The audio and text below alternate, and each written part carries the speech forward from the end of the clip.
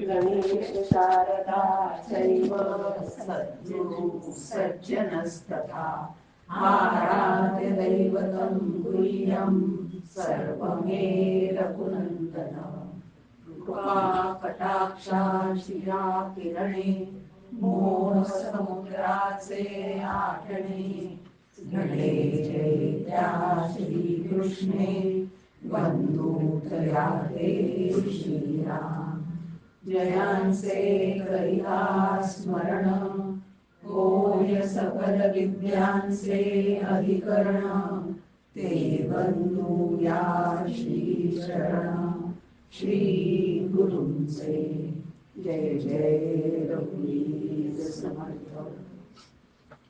राष्ट्रगुरु समर्थ रामदास स्वामी, आनंद योगी परमपूज्य डॉक्टर काका आणि श्रद्धेय मंदाते या सकल संतांना मनपूर्वक वंदन करते आणि मीपणाचा संग सोडण्यासाठी जमलेल्या सर्व साधकांना मनपूर्वक अभिवादन करते।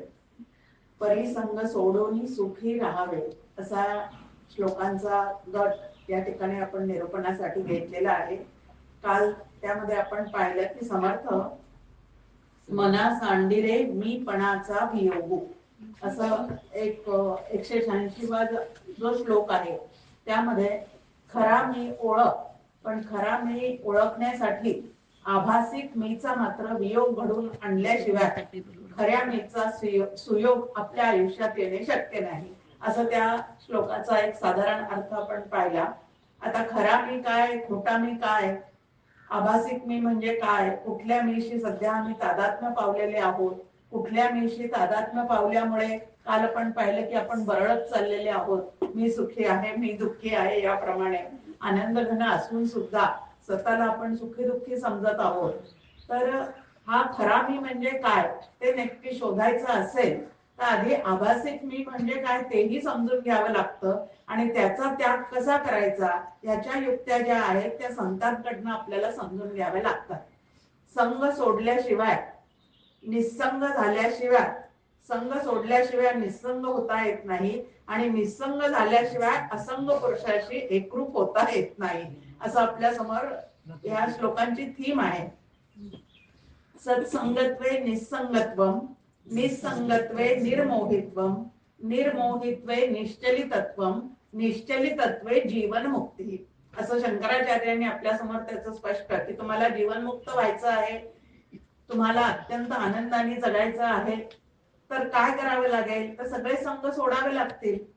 कुठले कुठले संघ आम्ही धरून ठेवलेले आहेत त्याची यादी आता आपल्याला पाहिजेच आहे, पण कोणाच्या संगतीत राहिल्याशिवाय आपल्याला निस्संग होता येत नाही, तर संतांच्या संगतीशिवाय निस्संग कसं व्हायचं ते आपल्याला कळणं शक्य नाही आणि संतांच्या संगतीशिवाय असंग पुरुष कोण आहे तेही आपल्या लक्षात येणं शक्य नाही। म्हणून हळूहळू अशा 3-4 श्लोकाच्या आधारे आपण हे या ठिकाणी समजून घेण्याचा प्रयत्न करणार आहोत।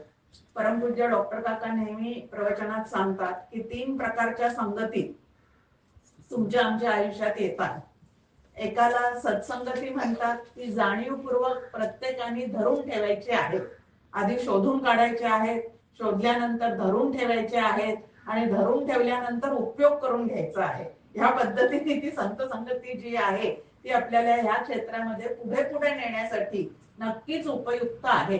काल आपण एक समर्थांची ओवी पाहिली की जयासी वाटे देव पहावा, तेणे सत्संग धरावा, सत्संगे वीण देवाधिदेवा पाविजेत नाही, की सत्संगाशिवाय खरा देव, ज्या देवाशी माझं मूळच ऐक्य आहे असा जो खरा देव आहे, ब्रह्मरूप जो देव आहे तो पाहायचा असेल तर सत्संगतीशिवाय पर्याय नाही।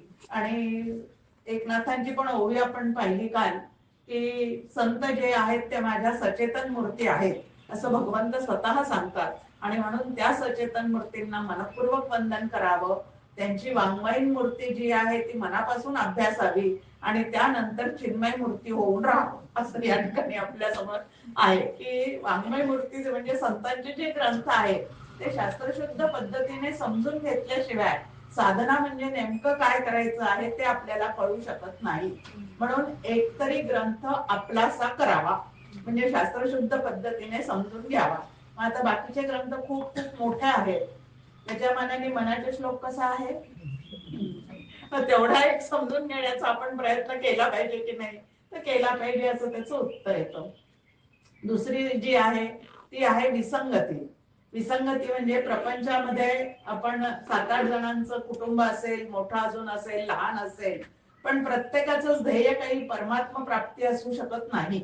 आता त्यांचं हे ध्येय नाही म्हणजे ते वाईट आहेत अशातलाही प्रकार नाही, म्हणून त्यांचा रागराग न करता पण प्रारब्धाने ते आपल्याला आता जोडले गेलेले आहेत हे लक्षात ठेवून त्यांच्या ठिकाणी सुद्धा परमेश्वर पाहत पाहत आपण आपला परमार्थ पूर्णत्वाला नेणे, त्याला विसंगती. शांतपणे सोसणे हा पण शब्द तिथं वापरायचा नाही, कारण सोसणं म्हटलं की त्यात थोडं तरी काय येतं, दुःखाचा थोडा तरी तो भाग येतो, म्हणून स्वीकारणे एक शब्द त्याच्यापेक्षा, की शांतपणे विसंगती जी आहे ती स्वीकारायची आहे.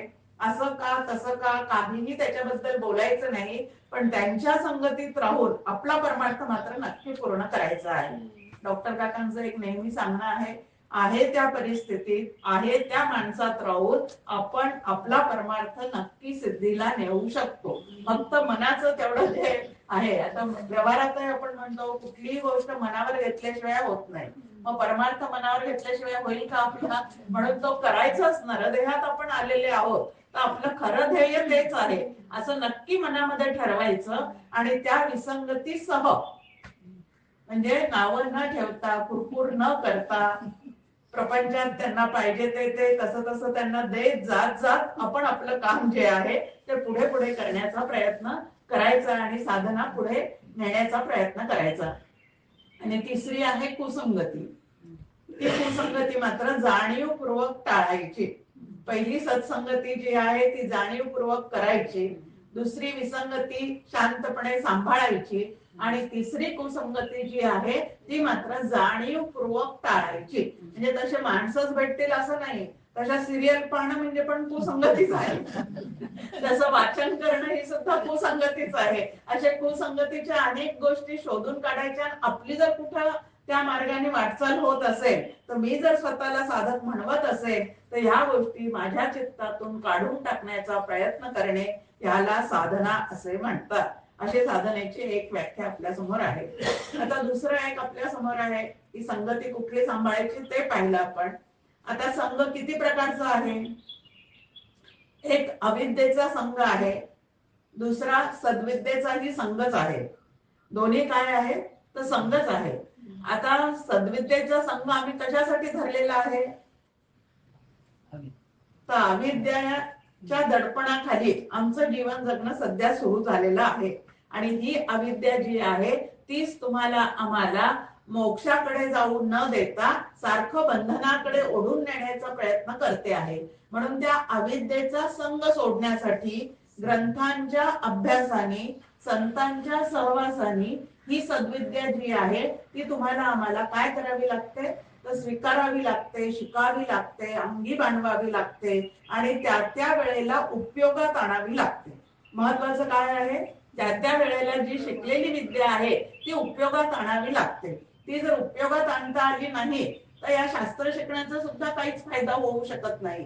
म्हणून जे जे आपण वाचलेलं आहे, ऐकलेलं आहे, शिकलेले आहोत श्रवणाच्या माध्यमातून ते उपयोगात आणण्याचा सुद्धा जरूर प्रयत्न केला पाहिजे. नाहीतर समर्थच आपल्याला प्रश्न विचारतात, विद्या उदंडची शिकला परी प्रसंग मान चुकतची गेला, तरी मग तये विद्येला कोण पुसे, किंवा त्या विद्येचा काहीही उपयोग होऊ शकणार नाही. म्हणून जे जे मी ऐकलेलं आहे त्याचं रूपांतर क्रिया पालटे तत्काळ असं करण्याचे प्रयत्न करणे याला साधना असे म्हणतात. नाही तर सगळं माहिती आहे, तोंडपाठ आहे, लोकांना उत्तम सांगताही येतं, पण स्वतःवर प्रसंग येईल त्यावेळेला ते उपयोगात आणता येत नसेल तर त्या विद्येचा काहीही काय होणार नाही, तो उपयोग होणार नाही. आता ही विद्या उपयोगात आणण्याचं जे काय प्रयत्न असतात ते कोणी करायचे असतात, सांगणारा सांगून जाईल, लिहिणाऱ्याने लिहून ठेवलेलं आहे, अनेक वक्ते येऊन त्या त्या पद्धतीने सांगूनही जातील, पण प्रत्यक्षात ती उपयोगात आणण्याचं जे काम आहे ते मात्र माझं मलाच करावं लागतं. आणि ही जबाबदारी जो उचलू शकतो त्याला खरा साधक असं म्हणतात. नाहीतर या कानाने ऐकलं त्या कानाने सोडून दिलं. 1 तास सात्विक करमणूक खूप छान झाली. त्याला काय म्हणायचं, आता टीव्हीच्या सिरियल वगैरे पाहून पण आपली करमणूक होतेच, त्याला राजस करमणूक म्हणायचं. आणि ह्या सगळ्या उद्योगाला काय म्हणायचं, जर उपयोगात आणायचं नसेल, स्वतःच्या हिताचं काही करता येत नसेल, तर ही सुद्धा एक सात्विक करमणूक होऊन जाऊ शकते. पण असं न करता मला खरोखरीच त्या भगवंताशी भेटही घ्यायची आहे आणि ऐक्य पावायचं आहे, असं ध्येय डोळ्यासमोर ठेवून आपण हा सगळा अभ्यास करायचा आहे. आता अविद्येसोबत कुठला संघ आहे, तर सद्विद्येचा सुद्धा आहे असं आपण म्हटलं. आता पहा, पायात जर एखादा काटा मोडलेला असेल तर तो काटा काढण्यासाठी आपल्याला दुसरा काटाच हातात घ्यावा लागतो किंवा अणकुचीदार एखादी सुई हातात घ्यावी लागते. आता त्या सुईच्या माध्यमाने किंवा त्या सुईच्या साह्याने, काट्याच्या साह्याने पहिला काटा काढून टाकल्यानंतर तो उपयोगाला आला, फार आवडला, त्याने माझं दुःख कमी झालं म्हणून तो कमरेला खोचून ठेवला, तरी सुद्धा तो काय होणार आहे, टोचणारच आहे. मग आता त्या ठिकाणी दुसरा एक काटा टाकून द्यायचा म्हणजे काय करायचं आहे, तर त्याच्यावरची सुद्धा आसक्ती, अभिमान जो आहे तो गळून पडला पाहिजे. नाही तर इकडच्या आधीच भरपूर अभिमान आपल्या समोर आहेत, मी येऊ आहे, तिऊ आहे, त्यात ह्या क्षेत्रात आल्यानंतर मी अभ्यासू आहे, प्रत्येक प्रवेशन श्रवणाचा कार्यक्रम मी अटेंड करते आहे, सगळ्या शिबिरांना जाते आहे, सगळं मला छान सांगता येतं, सगळे तक्ते मला पाठ आहेत, या पद्धतीचे हे अभिमान चढत जातात. मग हे अभिमान सुद्धा आपल्या स्वस्वरूपापर्यंत आपल्याला पोहोचू देत नाहीत. आणि म्हणून सर्व तऱ्हेचे अभिमान रहित होऊन जगणे याला साधना असे म्हणतात.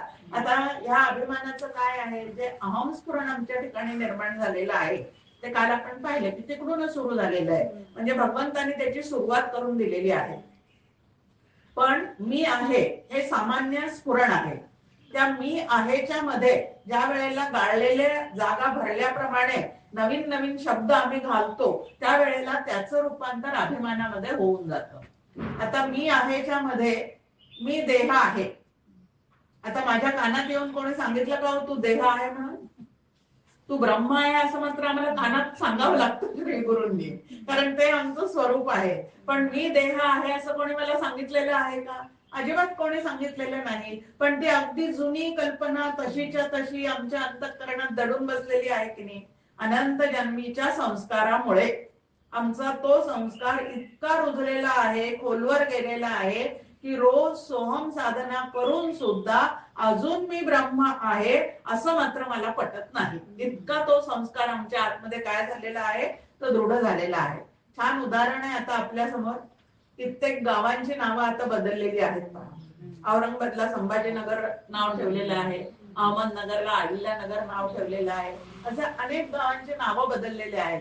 पण जुने जे संस्कार आहेत अजूनही मनात, बोलायचं झालं तर औरंगाबादला चाललो, औरंगाबादून आलो, संभाजीनगर अजून लवकर तोंडात येत नाही. आता आत्ताच्या आत्ताचा हा संस्कार आपण पाहतो की किती दृढ गेलेला आहे. मग मी देह आहे हा संकल्प तर अनेक जन्मांपासून आम्ही काय केलेला आहे, तर आतमध्ये जोपासलेला आहे. मग आता तो इतक्या लवकर जाणार आहे का? मग आता रोज साधना करून तो माझा जाताना दिसत नसेल तर मी निराश होऊन बसायचं का, साधना सोडून द्यायची का? अजिबात असं काही साधकांनी करायचं नाही. जाईल हळूहळू, शनै शनै असं स्वतःला समजून सांगायचं की रोज साधना करतोय ना आपण, त्या अर्थी हा नक्की जाणार आहे, एक ना एक दिवस तो नक्की जाणार आहे. पण रोज सातत्याने नित्य नियमाने ती साधना मात्र माझ्याकडनं झाली पाहिजे. आणि अशी करता करता कधीतरी एकदा तो संस्कार नक्की पुसून जाईल. त्याला डॉक्टर काका म्हणतात रोज आत्मवारी करा, कधीतरी क्लिक होऊन जाईल की अरे तोच आत्मा मी आहे. क्लिक होऊन जाईल म्हणजे आपलं आपल्याला आतून कळेल की आधी दुसऱ्याने सांगितलेलं आहे, म्हणजे गुरूंनी सांगितलेलं आहे ते तू आहे. आता अभ्यास सुरू झालेला आहे ते मी आहे, आणि ते मी आहे असा अभ्यास करता करता अरे खरंच मी ते आहे असं जेव्हा होईल तेव्हा तिथे या साधनांची काय झालेली आहे, तर सिद्धी झालेली आहे. आणि तिथपर्यंत तुम्हाला आम्हाला पोचायचं आहे. आता संघ सोडायचे, संघ सोडायचे, कुठले संघ सोडायचे? छान कथा आहे आपल्या समोर. भागवतकारां इतकं मला ती कथा रंगवता येणार नाही, त्यामुळे जे भागवत ऐकून आलेले त्यांनी तशी अपेक्षा माझ्याकडनं करायची नाही. पण ती कथा म्हणून आपल्याला बघायची आहे की शुकाचार्य आणि व्यास यांच्या बाबतीतली ती कथा आपल्या समोर मांडलेली आहे की शुकाचार्यांना इतकं वैराग्य आतमध्ये प्राप्त झालेलं होतं की आईच्या पोटामध्येच ते 12 वर्ष त्या ठिकाणी थांबलेले आहेत, बाहेर यायलाच तयार नव्हते, असं ते कथा आहे. पण नंतर बाहेर त्यांना यावं लागलं आणि आल्यानंतर या जगताविषयी इतकं वैराग्य आहे की ते इकडं तिकडं बघायलाच तयार नाही, ते पळत सुटले, मला काही पाहायचंच नाही म्हणून. आणि त्यांच्या मागे व्यास महामुनी जे आहेत ते त्यांच्या मागे त्याला आवाज देत देत पळत चाललेले आहेत. एका ठिकाणी कुठे जलक्रीडा करताना काही भगिनी त्या तलावामध्ये स्नान वगैरे करत होत्या. पण त्या ठिकाणाहून शुकाचार्य जेव्हा गेले तेव्हा त्यांना त्यांचं काहीच असं वाटलं नाही, लज्जा वगैरे काहीच निर्माण झाली नाही, कारण ते निर्विकार होते आणि कुठं लक्ष न देता पळत चाललेले होते. मग व्यास महामुनी ज्या वेळेला त्यांना दिसले तेव्हा मात्र त्यांनी अंगावर वस्त्र वगैरे घेतले किंवा सावरण्याचा प्रयत्न केला, असं ती कथा आहे. आता ते झाल्यानंतर व्यासांनी त्यांना विचारलं, त्या भगिनींना, तुम्ही असं का केलं? तर म्हणे ते तर निर्विकारच होते, त्यांच्याजवळ द्वैत स्त्री पुरुष हे द्वैतही माहिती नाही किंवा स्त्री नावाची गोष्ट कधी त्यांनी पाहिलेली पण नव्हती, त्यामुळे त्यांना त्याच्याविषयी काहीच वाटलेलं नाही. पण व्यावहारिक सत्तेमध्ये तुम्ही आहात म्हणे, तुम्ही हे सगळं जाणता, म्हणून किंचित असं आम्हाला वाटलं म्हणे. आता खरं तर तेही वैराग्यशीलच आहे. आणि हे वाक्य कानावर पडल्यानंतर शुकाचार्यांच्या मनामध्ये म्हणजे शुक महामुनींच्या मनामध्ये आपण आपल्या वडिलांपेक्षा सुद्धा वैराग्य संपन्न आहोत असा एक संघ काय झालं त्या ठिकाणी, की असा एक भाग त्यांच्या मनात आल्याबरोबर त्या ठिकाणी त्यांना अभिमान चढला आणि अभिमान चढल्यानंतर ते अजून पुढे पुढे जात गेले. व्यास मुनींच्या लक्षात आलं की ह्याच्या मनामध्ये विकल्प निर्माण झालेला आहे, त्यामुळे आता त्याला काही समजून सांगण्यात अजिबात अर्थ नाही, कारण जोपर्यंत विकल्प मनामध्ये आहे, संशय मनामध्ये आहे, तोपर्यंत त्याला कितीही सांगायचा प्रयत्न केला तरी आत्ताच्या स्थितीत तो ऐकणार नाही. बघा, तुम्ही लव्ह मॅरेज करणारे जे असतात त्यांना त्या परिस्थितीत किती आई वडिलांनी समजून सांगा, पण ते त्यांच्या डोक्यावर एवढं भूत बसलेलं असतं की ते त्यावेळेला कोणाचंच ऐकण्याच्या मनस्थितीत नसतात. त्याच पद्धतीने इकडं की विकल्प मनामध्ये आला, आपण आपल्या वडिलांपेक्षा सुद्धा श्रेष्ठ आहोत, वैराग्य संपन्न आहोत, असा तो विकल्प मनामध्ये आला आणि तो गर्व थोडासा का होईना, अभिमान तिथं त्यांचा जागृत झाला. आणि त्यावेळेला आता त्यांना समजून सांगण्यात काही अर्थ नाही, आता तो जातोय तिकडं जाऊ दे असं म्हणून व्यास महामुनी परत माघारी फिरले.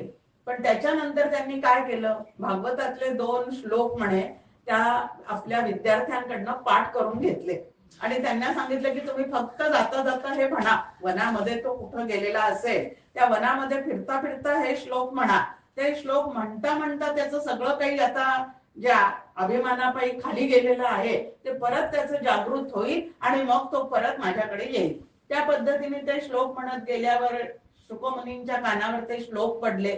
त्यांना एकदम, अरे हे इतके सुंदर श्लोक आहेत, हे कोणी रचलेले आहेत, ज्याने हे रचलेले आहेत त्याला एकदा भेटलं पाहिजे असं म्हणून ते त्यांना चौकशी करतात. मग कोणी रचले काय नाही, तर व्यास महामुनींचं नाव परत त्यांच्या समोर येतं की अरे आपल्या वडिलांनीच रचलेले आहेत. मग धावत परत वडिलांकडे जातात आणि वडिलांकडे गेल्यानंतर त्या श्लोकांचा अर्थ सांगा वगैरे काय ते त्यांच्याशी बोलतात. मग त्याही ठिकाणी व्यास, कारण घरचा वैद्य घरी उपयोगाला नसतो, हे तेव्हापासून आहे तेव्हापासून आहे, म्हणून त्याला काय सांगतात, त्याच्या वडिलांना तर काळजीच असते आपल्या मुलाच्या मनातला हा जो गर्व निर्माण झालेला आहे, अभिमान निर्माण झालेला आहे, तो बाजूला झाला पाहिजे. मग ते त्याला जनक राजाकडे पाठवतात. जनक राजाकडे त्याला पाठवल्यानंतर पहिले 7-8 दिवस तर जनक राजा काही दखलच घेत नाही, ते येतात वापस जातात, येतात वापस जातात, असं 8-10 वेळेला झाल्यानंतर मग व्यास महामुनी म्हणतात की आता काही झालं तरी त्याला भेटल्याशिवाय, जनक राजांना भेटल्याशिवाय आणि ते सगळे प्रश्न तू त्यांना विचारल्याशिवाय, उत्तर मिळाल्याशिवाय वापस यायचं नाही, परत माघारी यायचं नाही.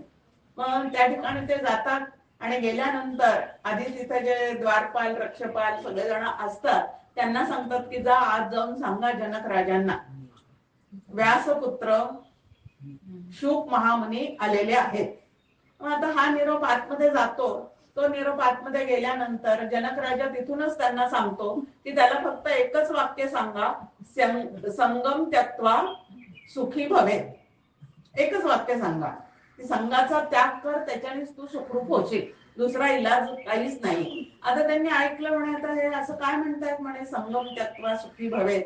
मग आता कुठला संघ लागला? हा म्हणे आपण व्यासपुत्र अशी ओळख दिली ना, आता व्यासपुत्र काढून टाकू. मग नुसतं शुक महामुनी आलेले आहेत असं सांगा, तरी सुद्धा ते भेटत नाहीत जनक. मग नंतर शुकाचार्य आलेले आहेत सांगा, मग आता आचार्य पदवी लागली, मध्ये मुनी पदवी लागली, तरी सुद्धा ते त्याला भेटत नाही. की नाही, प्रत्येक वेळेला तेच वाक्य त्याला सांगायला लावतात, संगम त्यक्त्वा सुखी भवेत, की संघाचा त्याग कर तेव्हाच तू सुखरूप होशील, त्याच्याशिवाय होणार नाही. असं करता करता मग ते त्यांची बोलतीच बंद होती, की आता काही सांगायचंच नाही म्हणे आपण निरोप. ते बाहेर येईपर्यंत फक्त इथं वाट पाहत उभं राहायचं. असं करत करत ते सारखं विचार करतात आतमध्ये, संगम त्यक्त्वा म्हणजे काय सांगितलेलं आहे, कशाचा संघ त्यांनी सोडायला सांगितलेला आहे. आणि असा विचार करता करता ज्ञानीच होते ते. त्यामुळे ते समाधी अवस्थेत गेले. लोक त्यांच्यावर कितीतरी काय, कोणी पाणी फेकत होतो, कोणी चेष्टा करत होतं, काही करत होते, पण हे निश्चलपणे उभे होते. 7-8 दिवसांनी जनक राजांनी विचारलं, ते बाहेरचे आलेले गेलेत का? नाही नाही, ते तुमची वाट पाहत आणि समाधीच ते झाल्यासारखे त्याच जागेवर उभं आहेत, अजिबात ते काय झालेले नाहीये, तर तिथून हललेले नाहीत. आणि असं म्हटल्यानंतर जनक राजे सांगतात की त्यांना व्यवस्थित आता आदरपूर्वक आत घेऊन या. आता जनक राजा ज्ञानी होते.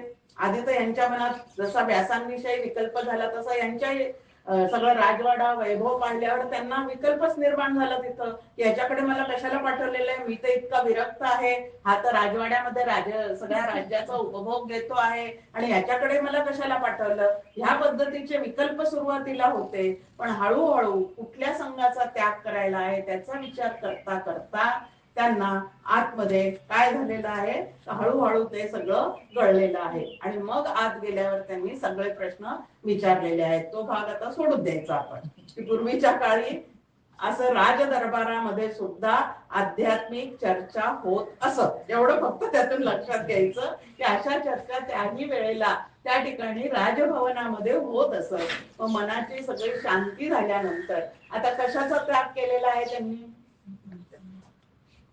पहिल्यांदा पित्याचं नाम, नंतर स्वतःच्या पुढे लागलेल्या उपाधी, या सगळ्यांचा त्याग केला आणि खरा मी कोण आहे याचा शोध घेत ते त्या ठिकाणी थांबले. मग खरा मीचा शोध घ्यायचा असेल तर लौकिकातला मी जो आहे त्याचं विस्मरण झालं पाहिजे की नाही. आता व्यक्तिमत्व विकास तर लौकिक जीवन जगताना तुम्हाला आम्हाला प्रत्येकाला करावा लागतो, आणि तो करून घ्यायचाच आहे. विद्या शिकवून अजून काय काय जे जे करावं लागतं त्यासाठी ते जरूर करायचं आहे. पण तो कायम डोक्यात घुसलेला असला पाहिजे का हो?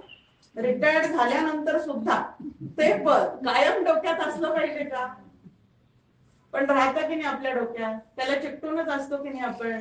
एक कौतुकाने म्हणून सांगते की मी अकोल्याला गेलेले असताना आमच्या तिथे एक फॅमिली डॉक्टर आहे. तर सहज म्हणून त्यांना भेटायला गेल्यावर तिथे जातेच मी. तसं भेटायला गेल्यानंतर त्यांनी मला सांगितलं की जयश्री आता स्वतःचं हॉस्पिटल पण बंद केलेलं आहे, मातृसेवा संघात जात होते तिथं सुद्धा जाणं बंद केलेलं आहे, आता काहीही प्रॅक्टिस वगैरे करत नाही. पण तेव्हापासून मी एक केलं, आता मी माझ्या नावाच्या मागे डॉक्टर असं लावत नाही. आता संगम त्यक्त्वा काय झालेलं आहे की आता ह्या तर करायलाच लागतात आपल्याला गोष्टी व्यवहारामध्ये, त्या पुरत्या करायच्या आहेत, त्या भूमिका उत्कृष्ट निभवायच्या आहेत. पण त्याच्यानंतर त्या डोक्यात शिरून राहिल्या तर खऱ्या मीचा शोध कधीही लागणार नाही. एक ओरिजिनल मी आहे आणि एक पर्सनॅलिटी डेव्हलप केलेला मी आहे. आता पर्सनॅलिटी डेव्हलप केलेल्या मीचा वियोग तर ओरिजिनल मीचा सुयोग, असं या ठिकाणी आपल्या समोर आहे की कशाचा संघ सोडायचा, काय करायचं आहे. जोपर्यंत मी आणि माझं कर्तृत्व, माझं रूप, माझा स्वभाव, मी माझं असं जोपर्यंत डोक्यात आहे तोपर्यंत परमार्थामध्ये आपली खरी प्रगती होऊ शकत नाही. आणि म्हणून या ठिकाणी आता समर्थ आपल्याला काय काय सोडायला सांगतात ते बघण्याचा आपण प्रयत्न करू. भूते पिंड ब्रह्मांड हे ऐक्य आहे, परी सर्व ही सस्वरूपीनच आहे. मना भासले सर्व काही पहावे, परी संग सोडोनी सुखे राहावे. आता पिंडाचा उल्लेख करून आपलं देह तादात्म्य किती आहे की नाही सगळ्यांजवळ? मी देह आहे, देह बुद्धी ही इतकी जोरकस झालेली आहे, ती सांगितलेली आहे. आणि ब्रह्मांडाचा म्हणजे जगाचा उल्लेख करून कर्तृत्व भोक्तृत्वाचा जो आपला अभिमान अत्यंत आपल्या जवळ आहे त्याचा उल्लेख केलेला आहे. आता देह सापेक्ष जी अहंता आहे, म्हणजे देह सापेक्ष जो मीपणा आहे त्याला अहंता असं म्हणतात.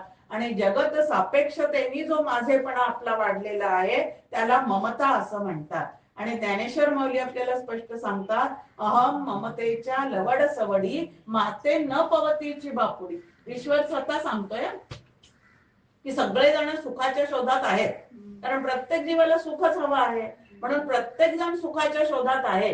पण सुख म्हणजे नेमकं काय आहे, ते नेमकं कुठं ठेवलेलं आहे, ते सुखरूप तत्व म्हणजे काय आहे ह्याचा कोणी शोधच घेत नाही. आणि मी माझेच्या ज्या दोन बेड्या स्वतःच्या अंतःकरणाला त्यांनी घालून ठेवलेल्या आहे त्या बेड्यातून कोणी आधी स्वतःची सुटका करून घेत नाही. म्हणून माझ्याकडे येण्याचा विचार करून सुद्धा माझ्यापर्यंत मात्र येऊन पोचत नाहीत. मग आता त्याच्यापर्यंत पोचायचं असेल तर मी आणि माझं काय झालं पाहिजे? डॉक्टर काका त्याला ट्रॉली म्हणतात. काय आहे? कारण तिकडे काय, ट्रॅक्टर आणि ट्रॉली. ऊसाचे सगळे हे साखर कारखान्याला नेताना ते ट्रॉली आणि ट्रॅक्टर एकमेकाच्या मागे लागलेले असतात. तसं प्रत्येक साधकाने काय केलेलं आहे? मी माझं ट्रॅक्टर आणि ट्रॉली घेऊनच तो निघतो या प्रवासाला. आणि म्हणून खरा मी जो आहे तो तुम्हाला आम्हाला सापडू शकत नाही. मग भूते आणि ब्रह्मांडे या दोन शब्दांनी देह रूप असणारा पिंड आणि जगत रूप असणारं ब्रह्मांड या दोन्ही गोष्टी मी जोपर्यंत प्रारब्धानी या देहात आहे तोपर्यंत या दोन्ही गोष्टी मला जाणवतच राहणार आहेत. पण जाणवल्या जरी असल्या तरी सुद्धा या सत्य आहेत का मिथ्या आहेत? आता मी जो स्वतःला देह असं समजून बसलेला आहे, आता मला आतमध्ये कल्पना काय आहे? मी अखंड असावं असं प्रत्येकाला वाटतं की नाही? मी कधीही जाऊ नये असं वाटतं. आता चांगदेवाला वाटत होतं, आम्हाला वाटत 1400 वर्ष त्यांनी तो देह सांभाळलेला आहे आपल्याला माहिती आहे. पण देह सापेक्षतेने अखंड असणं असं मला कितीही जरी वाटलं तरी कदापि तरी ते शक्य आहे का? उलट माझा देह जसा क्षीण होत जातो तस तसं बाबारे देहातून सुटका कर अशी प्रार्थना आपणच करतो भगवंताला. मग आता देह तर क्षीण होणारा आहे, तो कायमस्वरूपी राहणारा नाही. म्हणजे कायमस्वरूपी राहणारा नाही त्याला मी म्हणून मी जर कितीही कुरवाळत राहिले तर मला जे क्षरत जाणार आहे, जे झिजत जाणार आहे त्याच्यातून मला खरं समाधान प्राप्त होईल का? जे सरणारच आहे त्याच्यातून खरं समाधान कधीच प्राप्त होणार नाही. मग न सरणार असं एक तत्व आहे, त्याला ब्रह्म असं म्हणतात, त्याला आत्मा असं म्हणतात, त्याला चैतन्य असं म्हणतात. आणि ते चैतन्य ह्या देहामध्ये पायाच्या अंगठ्यापासून तर ब्रह्मरंध्रापर्यंत पूर्णपणे भरून राहिलेलं आहे. आणि ते मी आहे अशी आता चांगली कल्पना करायला सुरुवात करा. एक चुकीची कल्पना आहे आणि एक संवादी कल्पना आहे. त्याला विसंवादी आणि संवादी असं म्हटलेलं आहे. आता मी देह आहे ही विसंवादी कल्पना आहे, खोटी कल्पना आहे. आता खरोखरीच मी देह आहे का? कितीदा तरी आपण पाहतो समर्थांचे श्लोकच आहेत मृत्यू संबंधीचे आपल्या समोर. मरे एक त्याचा तुझ्या शोक आहे, अकस्मात तोही पुढे जात आहे. आता देह खरोखरीच देह म्हणजे आपण आहोत का? एखादी मृत्यूची घटना घडल्यानंतर आपण तिथं भेटायला जातो, सांगतात दादासाहेब असे गेले तसे गेले. आता दादासाहेब गेले म्हणतात आणि दादासाहेबांचा देह तिथं दिसतो. मग देह म्हणजे दादासाहेब आहेत का? कारण ते गेले असा शब्द प्रयोग आहे आणि त्यांचा देह तर आपल्याला समोर दिसतो आहे गेलेला, निष्प्राण झालेला. मग देह हे त्या जीवात्म्याचं राहण्याचं एक ठिकाण आहे. देह म्हणजे तो जीवात्मा नाही. हे इतकं स्पष्ट असताना सुद्धा आम्ही मात्र देहासकटच मी असं सातत्याने आपल्याला वाटत राहतं. मग देहाची काळजी जरूर घ्यायची आहे. जे जे काही तिथं कमी जास्ती दिसेल ते ते तिथं घर सांभाळतो तसं देह हे आपलं घर आहे म्हणून तेही सांभाळायचं आहे. पण देह म्हणजे मी आहे अशी कल्पना चुकूनही करून घ्यायची नाही. पण गावाला जाताना तिकीट काढण्यासाठी जर समोर उभं राहिलो असू आपण खिडकीच्या, तर या देहाला नाव नाही, आम्हाला नाव नाही असं असं वगैरे काही म्हणायचं नाही. तर व्यावहारिक सत्य जे जसं करायला पाहिजे तसं करायचं. पण आतमध्ये मात्र देह म्हणजे मी नाही. तर देह हे जीवाचं राहण्याचं ठिकाण आहे. एवढं पक्क केलं तर देह जाण्याची भीती जी आहे ती तुमची आमची निवृत्त होऊ शकते. नाहीतर देह मी आहे या कल्पनेने त्याला थोडंही काहीतरी झालं तर लगेच संध्या छाया भिवभीती हृदया, याप्रमाणे तुमचं आमचं चाललेलं असतं की नाही. थोडंही काही खुट्ट झालं तिथं तर लगेच काय होईल कसं होईल.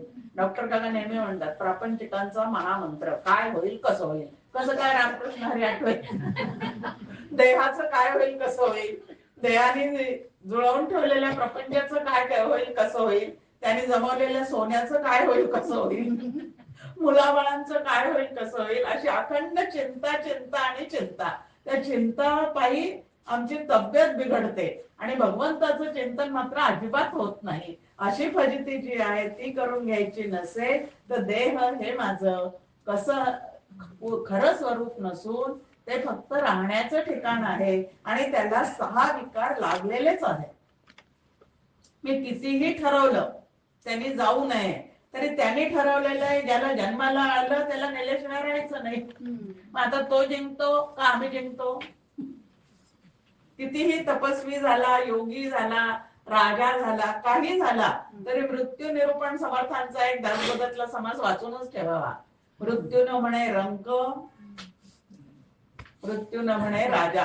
राजा म्हणत नाही, रंक म्हणत नाही, अजित पवार म्हणत नाही का लता मंगेशकर म्हणत तर काहीही म्हणत नाही. जो जन्माला आलेला आहे त्याला घेऊन गेल्याशिवाय भगवंत राहत नाही. पण जन्माला आल्यापासून मृत्यूपर्यंतच जे काही अवधी मला प्राप्त झालेला आहे, आयुष्याचा जो काही वेळ मला मिळालेला आहे त्या वेळामध्ये मात्र आयुष्य हेची रत्नपेटी माझी भजन रत्ने गोमटी अर्पून या ईश्वरी लुटी आनंदाची करावी. किती छान व्यवस्थापन सांगितलं पहा समर्थांनी की तेवढं मधलं आयुष्य जे आहे त्याचा आपल्याला विनियोग छान पद्धतीने करता येऊ शकतो की नाही. नरदेहच मुळात आपल्याला प्राप्त झालेला आहे तो भगवंताशी ऐक्य पावण्यासाठी, भगवंताची ओळख होण्यासाठी. इतर प्राण्यांमध्ये, इतर जीवयोनीमध्ये याची अजिबात शक्यता नाही. पण नरदेह मोठे घाबाड असं आपल्याला सांगून ठेवलेलं आहे. आणि म्हणून भूते आणि ब्रह्मांड असं 2 इथं उल्लेख केलेला आहे. देह आणि जग ह्या दोन्ही गोष्टी तुम्हाला आम्हाला दिसत राहणार आहे आणि या दोन्हीत ऐक्य आहे कारण दोन्ही पंचमहाभूतात्मक आहे. देहालाही पंचमहाभूतांचा गोळा असं म्हटलेलं आहे. मग देहही 5 महाभूतांचा आहे. संपूर्ण जगत सुद्धा 5 महाभूतांनीच युक्त आहे. त्या दोन्हीत ऐक्य आहे. पण असं ऐक्य जरी त्यांच्यात असलं तरी त्या ऐक्याने माझं पूर्ण समाधान होणं शक्य नाही. मग कुठल्या ऐक्याने माझं पूर्ण समाधान होणार आहे तर जीव ब्रह्म ऐक्याने पूर्ण समाधानाला मी प्राप्त होणार आहे. म्हणून हे ऐक्य तर भगवंतानेच करून ठेवलेलं आहे. ते जरूर मला असेपर्यंत सांभाळायचं आहे. जगाशी फटकून वागायचं नाही. तरतेनं बुडून नाही जावे असं काय सांगितलेलं आहे. मार्गाद्वारे वर्तावे या पद्धतीने ज्ञानी पुरुषाला सुद्धा काही कर्तव्य सांगून ठेवलेले आहेत. पण आपण मात्र या ठिकाणी काय करायचं आहे तर जगात डॉक्टर काका छान आपल्याला एक साधनेची व्याख्या सांगतात. जगाचा व्यवहार सांभाळता सांभाळता परमेश्वराशी नातं जोडण्याची कला याला साधना असे म्हणतात. आता जगाशी व्यवहार पिंडाला करावाच लागणार आहे की नाही. मग आता मी समजा शिक्षिका आहे तर सगळे विद्यार्थी जे आहेत त्या विद्यार्थ्यांशी अतिशय उत्तम वर्तन करणं ही भगवंताची सेवा होईल की नाही. मी जर गृहिणी आहे तर घरातल्या लोकांची कटकट न करता सेवा करणं, उद्वेग न करता सेवा करणं, अतिथी आले तर कपाळावर आठी न पडता आनंदाने स्वयंपाक रांधणं ही त्या परमेश्वराची सेवा होईल की नाही. आता शबरीने कशी सेवा केलेली आहे माहितीये, 7व्या-8व्या वर्षी ती बाहेर पडलेली आहे आणि मातंग ऋषींच्या आश्रमात आलेली आहे. आणि तिला त्या ऋषींच्या शब्दांवर केवढा विश्वास आहे की ह्या आश्रमामध्ये एकदा प्रभू रामचंद्र येणार आहे. बस तेवढा एक, कधी येणार, केव्हा येणार, लवकर भेटतील का, काही चौकशा केल्या नाही. नाही तर आम्हाला काहीच खूप असतं. फक्त तेवढ्यावर विश्वास ठेवला आणि आपल्या गुरूंनी सांगितलेलं आहे ना, त्या अर्थी प्रभू रामचंद्र इथं नक्की येणार आहे. म्हणून ते केव्हा येतील, केव्हा कधीही येऊ शकतात. आणि म्हणून रोज सडा रांगोळी करणं, रोज फळं गोळा करून ठेवणं, रोज पुष्प गोळा करून ठेवणं, ही सेवा तिने 8व्या वर्षापासून तर 70च्या नंतर पण करत राहिलेली आहे. तेव्हा प्रभू रामचंद्र तिच्या आश्रमात आलेले आहेत. मग आता आम्ही मात्र काय होतो, पी हळद हो गोरी, लगेच घाई. आत्ता अनुग्रह घेतला की ताबडतोब काहीतरी झालंच पाहिजे. अरे अनंत जन्मेचे चुकीचे संस्कार जेवढे मनावर आहे तेवढे धुतल्याशिवाय आम्ही कसं काय ब्रह्मरूप होऊ शकू. ब्रह्मरूप आहोतच, परत एकदा ते पुनरपी अनुभवायचं आहे. पण मध्ये जो काही गोंधळ करून ठेवलेला आहे त्याचं सगळं निवारण तर आपल्याला करावं लागेल की नाही. आणि आधीचे लोक ज्या वेळेला, म्हणजे आधीचे संस्कारनी खूप गोंधळ घातलेला असेल तर आता आपण पाहतो मोदी सरकार आलेलं आहे, पण आधीच्या सरकारने एवढे गोंधळ घातलेले आहेत की ते निस्तरताच त्यांचे आता 15 वर्ष जरी झाले तरी ते आधी निस्तरणच सुरू आहे. नवीन काही करायला गेलं तर आधीच सगळं जे खराब झालेलं वातावरण आहे ते निस्तरता केवढं फजिती होते. मग आपले जुने संस्कार निस्तरता पहिली साधना त्याच्यातच आपली खर्ची पडणार आहे. म्हणून झालं, होतं की नाही, होणार की नाही अशी शंका न घेता करत राहणे, करत राहा, शेवटपर्यंत करत राहा. विवेके दृढ धरावी वाट सत्याची, की त्या वाटेवरून काय स्वतः डिरेल नाही व्हायचं. एवढं फक्त सातत्याने लक्षात ठेवायचं आणि दृढतेने त्या वाटेवरून मात्र आपण काय करायचं आहे तर चालत राहायचं आहे. आता पिंड, ब्रह्मांड म्हणजे देह आणि जग या ज्या गोष्टी आहेत त्या दृश्य जगतामध्ये तुम्हाला आम्हाला सातत्याने सद्यस्थितीमध्ये अनुभवाला जरी येत असल्या तरी या दोन्हीही गोष्टी सत्य ह्या व्याख्येला टिकत नाही. कारण सत्याची व्याख्या आपण पाहिलेली आहे, जे त्रिकाला बाधित असतं, जे सर्वत्र असतं, जे समत्वाने असतं, जे सदा असतं. 3 शब्द आहे, सदा, सर्वत्र, समत्वानी. असं तिन्हीच्या निकषाला जर आपण पाहिलं तर हे टिकतं का हो? एकाच आई वडिलांच्या पोटी जन्माला आलेले मुलं एकसारखे आहेत का? आमच्या हाताचे बोट एकसारखे आहेत का? डोळे आमचे एकसारखं पाहू शकतात का? कधीतरी एका डोळ्याची शक्ती कमी होऊन जाते, एकाच डोळ्याने माणूस पाहत राहतो. इथं सगळंच कमी जास्ती आहे.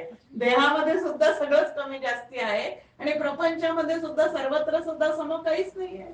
एकाच आईचे 3-4 मुलं असतात. पूर्वीचं उदाहरण सांगते.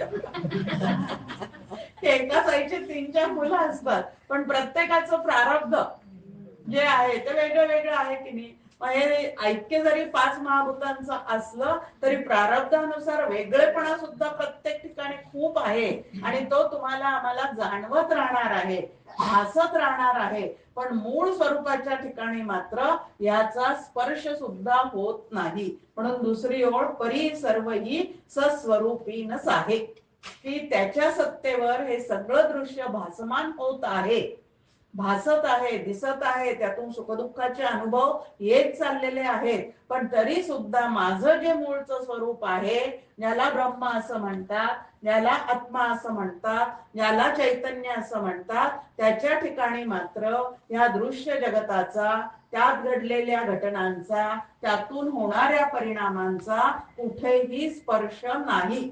अस्पर्श योग काय आहे त्याचं त्या ठिकाणी, की त्याला याचा स्पर्शच नाही. आणि असं असू शकतं का? आता आहे तसं सद्यस्थितीत आमचा विश्वास बसत नाही, पण आहे. आता बघा, तुमच्या आमच्या आतमध्ये चैतन्य आहे की नाही? त्या चैतन्याच्या सत्तेवर जीवात्मा या देहाच्या माध्यमातून एवढे उद्योग करतोय की नाही. आता समजा देहाला काही टोचलं, देहाला स्वतःलाही काही कळत नाहीये मला टोचलं वगैरे वगैरे, कारण तो जड आहे.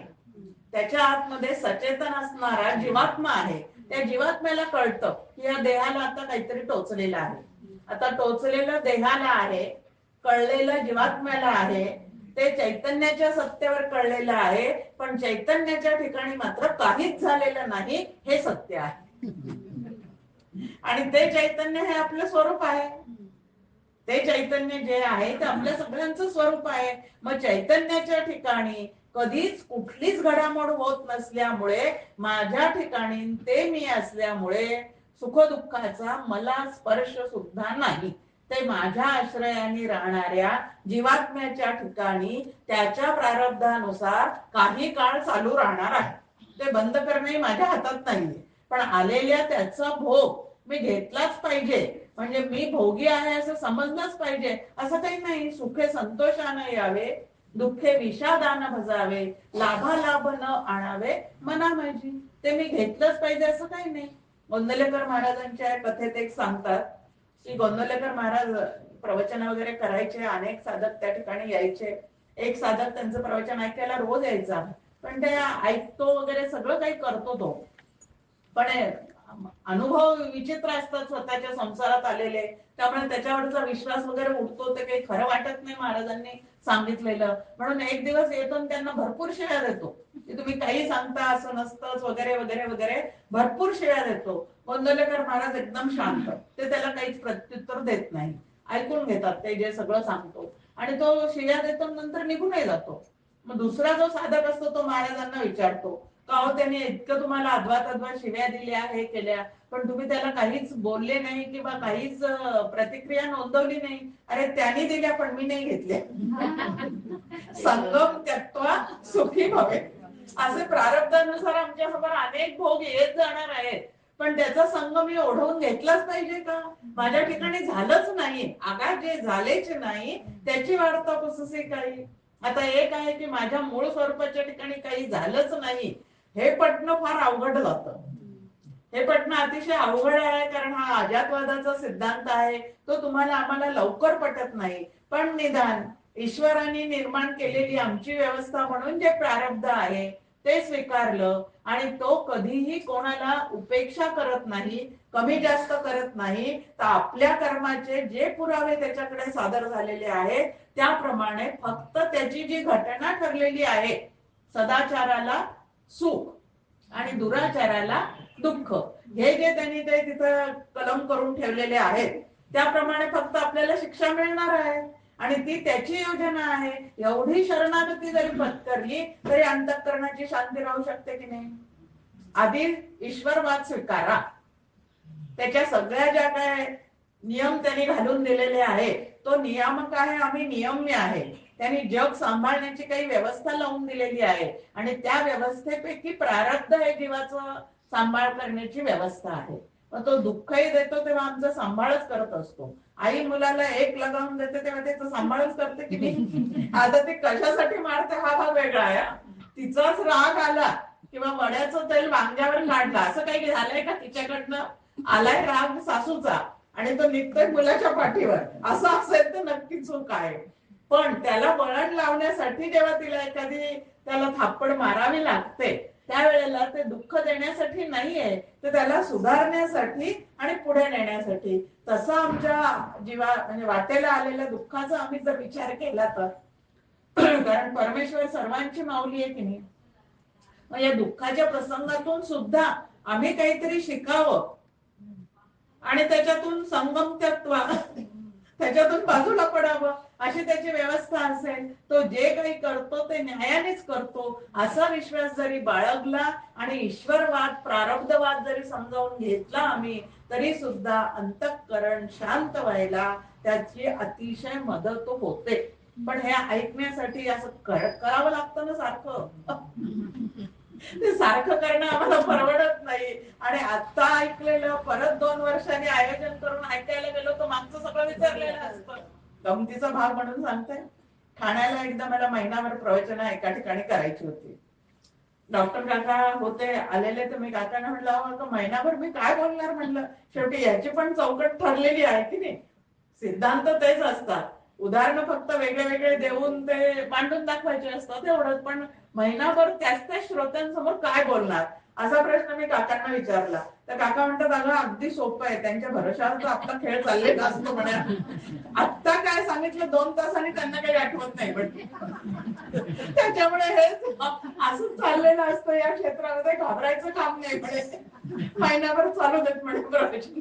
गमतीचा भाग बाजूला ठेवूयात आपण. पण असं होतं की जे ऐकलेलं आहे ते धरून ठेवण्याची क्षमता चित्ताची जी आहे ती वाढवणं, याला सुद्धा साधना असं म्हणतात.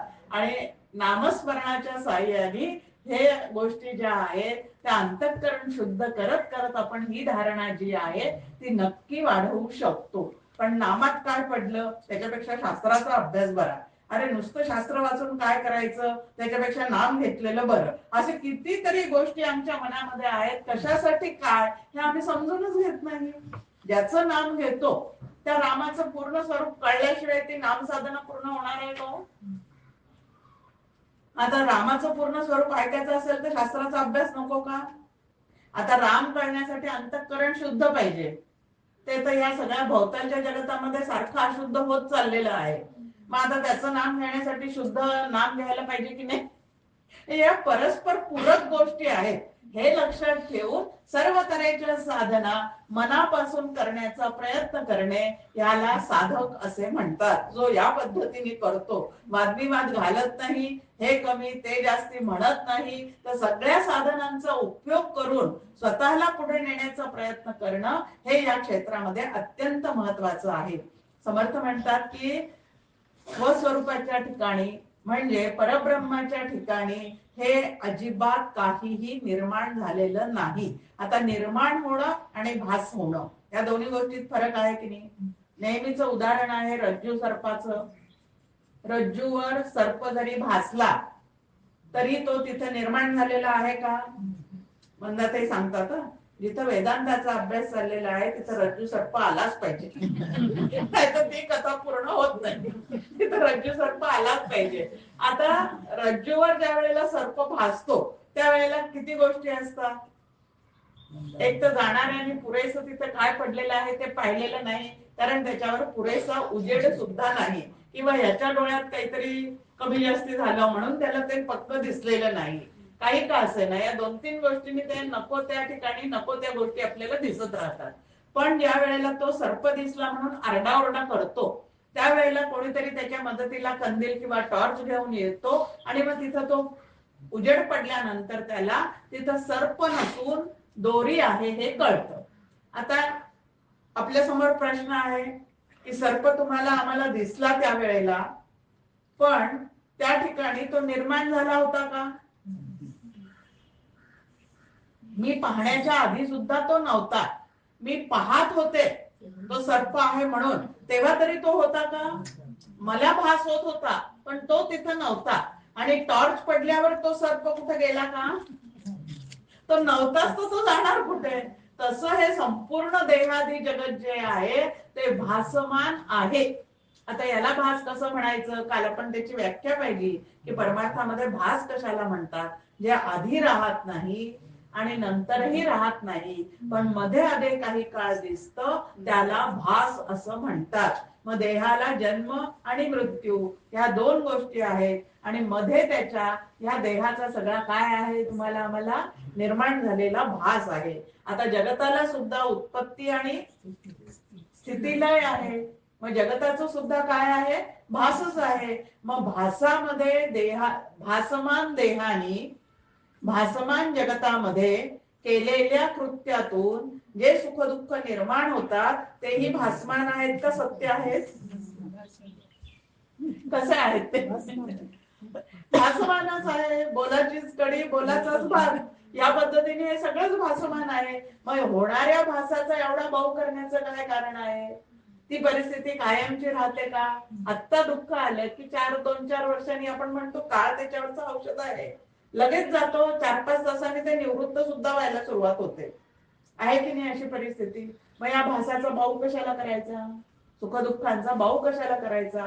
मग हे सगळं तत्वज्ञान असं छान समजून घेतलं तर डॉक्टर काकांची एक सुंदर ओवी आपल्या समोर आहे की देहादी सृष्टी दिसू दे खुशाल, हाती असू दे विवेकी मशाल, पुढे वाकडे कोण करील कैसे, तनु रोम रोमी आनंद पैसे. आता पुढे वाकडे कोण करील कैसे हे दोन्हीही भासमान आहे म्हटल्यानंतर देह भासमान आहे, जसा माझा देह भासमान आहे तसा समोरच्याचा देह सुद्धा भासमान आहे. मग भासमान देहाने भासमान देहाला शिव्या दिल्या आणि शाप दिला, काही केलं तरी सुद्धा काय आहे, कोण त्याचं वाकडं करणार आहे? मी जर आतमध्ये पक्के असेल की मी ब्रह्म आहे, ब्रह्मावर काहीही घडत नाही, त्यामुळे माझ्या स्वरूपाच्या ठिकाणी काहीही घडलेलं नाही, माझ्या आश्रयाने राहणाऱ्या जीवाच्या ठिकाणी त्याच्या प्रारब्धानुसार त्या जीवानी ते तसं केलेलं आहे, पण आत्मरूप मीशी मात्र त्याचा काडी इतका संबंध नाही. असं जर आतमध्ये माझं पक्क असेल तर माझ्या आनंदाला विरजण घालायला कोण कशाला पुढे येणार आहे? पुढे वाकडे कोण करील कैसे. समर्थाची या सेवका वक्र पाहे. आता समर्थाचं सेवक होणं याला म्हणतात की ब्रह्मरूप राम जो आहे त्याच्याशी जो ऐक्य पाहून राहिलेला आहे त्याला कोण त्याचं वाकडं करू शकतं? कोणीच वाकडं करू शकत नाही. म्हणून देहादी सृष्टी दिसू दे खुशाल, प्रारब्ध असेपर्यंत देहही दिसणार आहे, जगात वावरावही लागणार आहे, बाकीचे जीवही आम्हाला दिसणार आहेत, हे दिसू दे खुशाल, पण त्याला सत्य मानू नको. सत्य मिथ्या विवेक इथं करायचा आहे. ते दिसणार आहे पण त्याला मी सत्य समजलंच पाहिजे असं काही आहे का? आतापर्यंत समजत होते आणि त्याचे कितीतरी भोग भोगलेले आहेत. मग आता ते मिथ्या आहे असं शास्त्राच्या आणि संतांच्या विचारांच्या आधाराने मी जर ठरवलं तर माझी सुखरूपता मला लवकर कळेल की नाही? मग आता ते ठरवण्याचं कोणी मनावर घ्यायचं, आला परत मनाचा प्रश्न की एकदा ऐकल्यानंतर सत्य काय आणि मिथ्या काय याचा निर्णय मनावर झालाच पाहिजे. आणि तसं जर कायम विवेकाची मशाल हातमध्ये असेल तर मात्र आम्हाला दुःख देण्याचा किंवा दुःख सोसण्याचा प्रसंग येणार नाही. मग अंतःकरण त्याचं दगड झालंय का? अजिबात नाही. तरंग थोडेसे उठल्यासारखे होतील कारण अंतःकरणाला ते कळेल, पण आधी जी दुःखाचं बाऊ करण्याची सवय होती ती निवृत्त झाल्यामुळे आता पूर्वीचं दुःख महिना 6-6 महिने टिकत होतं, आता ते 3 महिन्यावर येईल, 3 महिन्याचं 1.5 महिन्यावर येईल, 1.5 महिन्याचं 10 दिवसावर येईल, 10 दिवसाचं 8 तासावर येईल, 8 तासाचं कधीतरी एका क्षणामध्ये सुद्धा ते होऊन जाईल. असं जमलं की त्याला जीवनमुक्ती असं म्हणतात. आणि त्या जीवनमुक्ती पर्यंतचा प्रवास जो आहे तो तुम्हाला आम्हाला इथं समर्थ करायला सांगतात. मना भासले सर्व काही पहावे. खुशाल ते दिसणारच आहे. डोळे बंद केले तर काही काळ आपण म्हणतो की सृष्टी दिसणार नाही, पण आतली मनसृष्टी किती किती काय काय दाखवते आम्हाला. स्वप्नाच्या द्वारे आपण त्याचा अनुभव घेतो, मनोरथांच्या द्वारे त्याचा आपण अनुभव घेतो. मग हे सगळं अंतःकरणाला भासणार आहे, ज्ञानेंद्रियांना दिसणार आहे. हे सगळं जरी खरं असलं तरी विवेकाची मशाल आतमध्ये असेल, सत्य काय मिथ्या काय याचा निर्णय संतांच्या संगतीत एकदा केल्यानंतर तो जर माझ्या चित्तावर मी बाणवून घेतलेला असेल तर हे दिसतं तर खुशाल दिसू दे. ते नाहीस करणं हे या सगळ्या वाङ्मयाचा हेतूच नाहीये. दृश्य सृष्टी नाहीशी करणं, तिचा नाश करणं असं काही संतांनी सांगितलेलं नाही. तिचा बाध करणं, नाश करण्याचं काम करणारे वेगळे आहेत. आता जे चालू आहे ते वेगळं आहे, ते वेगळे सगळे प्रकरण आहे. पण इथं आपल्याला त्याचा नाश नाही सांगितलेला. मग आपल्याला काय सांगितलेलं आहे? त्याचा बाध करा, म्हणजे त्याचा संग सोडा. घडणाऱ्या घटना घडत जाणार आहे, काहीतरी नित्य नूतन असं या प्रपंचामध्ये असतच असतं, ते होत राहणार आहे. पण ते झाल्यानंतर त्याच्यासोबत मी सुखी आणि दुःखी व्हावंच असं मात्र काही नाही. तर माझा आनंद मी या विचारांनी नक्की टिकवू शकते. पण त्याच्यासाठी कुठला संग सोडावा लागेल? देह म्हणजे मी आहे आणि जग सत्य आहे, हे दोन संग सोडल्याशिवाय माझी पुढची प्रगती होणार नाही. सगळं दिसतंय तर दिसू दे, जसं चाललं तसं असू दे, त्यात माझा जो रोल आहे तो रोल करत असताना रामाला काय आवडेल या पद्धतीने तो रोल निभावण्याचा प्रयत्न आपण जरूर करावा. पण त्यातून मिळणाऱ्या फळांचा सुद्धा आत्मरूप मीशी काहीही संबंध नाही. मग मी आणि माझे या दोन गोष्टी झटकून टाकणे याला साधना असे म्हणतात. त्या श्लोकाचा मतितार्थ आपल्या समोर काय आहे तर ममत्व आणि अहंता या दोन गोष्टी. अहंतेला तर समर्थ मनाच्या श्लोकामध्ये अहंता मनी पापिणी ते नसू दे, म्हणजे अहंता जितकी जास्त तितकं पाप संकल्प निर्माण होणं जास्त, आणि मग कृती सुद्धा तशाच होत राहणार आहे, आणि पापाचं फळ तर दुःख आहे. मग जेव्हा जेव्हा माझ्या वाटेला दुःख येतं तेव्हा तेव्हा माझ्या हातून चुकीचं काहीतरी घडलेलं आहे. अविवेकाचे फळ ते दुःख, विवेकाचे फळ ते सुख. मग काही या जन्मातले असतील, काही मागच्या जन्मातले असतील, कारण ते गाठोडं घेऊनच मी सगळी आलेली आहे. त्यामुळे सुखदुःखाचा बाऊ न करता आनंद माझं जे स्वरूप आहे त्याचं सतत चिंतन करणे याला साधना असे म्हणतात. आणि जीवनात घडणाऱ्या घटनांचा तिथल्या तिथं डॉक्टर काका म्हणतात, डास अंगावर बसल्यावर, झुरळ अंगावर बसल्यावर जसं झटकून टाकतो, तसं हे अहम ममतेचे विचार आतमध्ये आले की लगेच झटकून टाकता आले पाहिजे. आणि जोपर्यंत ही साधना आम्हाला जमत नाही, नाही तर साधना म्हटलं की आम्हाला काय वाटतं, 13 माळा ओढणे, माळ खुंटीला ठेवून देणे, नंतर रामाचा माझा काही संबंध दिवसभर नाही, एक पोथी पारायण काहीतरी करणे, वाचणे, उदबत्ती, पूजा, आरती एवढं झालं की माझा परमार्थ संपला. परमार्थ हा विचारांचा आहे, तो असा कृतीचा फार कमी आहे. पण जोपर्यंत विचार करणं जमत नाही तोपर्यंत या कृती करत करत आम्ही त्या परमेश्वराशी सान्निध्यात राहण्याचा प्रयत्न जो आहे तो मात्र नक्की केला पाहिजे. नाही तर हे ऐकलं की आता आम्ही ज्ञानमार्गी झालो, सगळं सोडलं तरी चालतं, अजिबात नाही. अशा कितीतरी चुका ज्या आहेत त्या आमच्याकडनं होतात, आणि ह्या चुका होऊ नयेत म्हणून आम्हाला सावध करण्याचं काम जे करतात त्यांना संत असं म्हणतात. म्हणून या श्लोकामध्ये समर्थांनी आपल्याला सांगितलं की पिंड आणि ब्रह्मांड या दोन्हीच्याही पलीकडे जाऊन असणारं जे ब्रह्म नावाचं तत्व आहे त्याचा शोध घ्यायला शिकावं. तेच एकमेव सत्य आहे. आणि ते सत्य शोधायचं असेल तर पिंड ब्रह्मांडाची आसक्ती, त्यात रमणं, त्यात रमणं, वायफळ गोष्टीमध्ये वाहत जाणं, ते तर किती चालतंय आपलं. डायनिंग टेबलवरच्या गप्पा, दाराशी सोडायला गेलेल्यांच्या बरोबर झालेल्या गप्पा, सोडायला जायला फक्त एक क्षण लागतो, पण तिथं रंगतात गप्पा, किती खूप रंगतात. बीसी पार्टीत रंगणाऱ्या गप्पा, किटी पार्टीत रमणाऱ्या गप्पा, नाटक सिनेमा काही लागले हे झाले की त्याच्या नुसतं पाहायचं नसतं, ते त्याच्यासोबत चर्चा करायची असतात. बंधन आहे आमच्या की हे नुसतं पाहायचं नसतं, त्याच्यावर काहीतरी टीका टिप्पणी करायची असते. आणि याच्यामध्ये आमचं अंतःकरण किती वाहत जातं ते आमच्या लक्षात सुद्धा येत नाही. आणि अंतःकरणाचा उपयोग ज्या कारणासाठी करायचा आहे त्या कारणासाठी न करता ते वेगळ्या पद्धतीने आम्ही नेतो, त्यामुळे त्याच्यामध्ये अनेक दुसऱ्या गोष्टी सुद्धा येत राहतात, आणि त्या तुम्हाला आम्हाला साधना करू देत नाही. म्हणून संघ कुठला कुठला सोडायचा आहे त्याचा विचार होमवर्क म्हणून आज सोडून देऊया, उद्या परत पुढचं पाहूया. जय जय रघुवीर.